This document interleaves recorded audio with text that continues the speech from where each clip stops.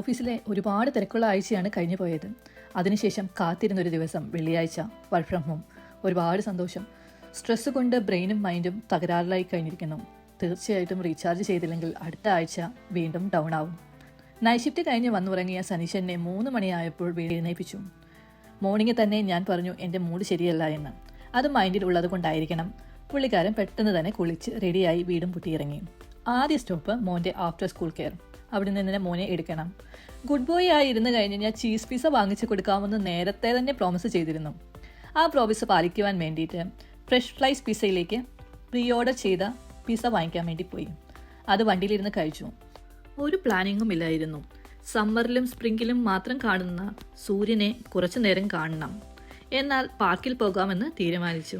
Summer ആയതുകൊണ്ട് തന്നെ നല്ല തിരക്കായിരുന്നു. അവൻ കളിച്ച് ഓൾമോസ്റ്റ് ടയേർഡായി. ഒരു കോഫിയും കുടിച്ച് വീട്ടിലേക്ക് പോകാം എന്നായിരുന്നു അടുത്ത ആലോചന. നേരെ സ്റ്റാർബക്സിലേക്ക്. അവിടെ മോൻ ഒരു ഹോട്ട് ചോക്ലേറ്റും ഞങ്ങൾ ഓരോ കോൾഡ് ഡ്രിങ്ക്സും ഓർഡർ ചെയ്തു. അത് കഴിഞ്ഞ് നോക്കിയപ്പം മുന്നിൽ ഇതാ ഡോളറാമ.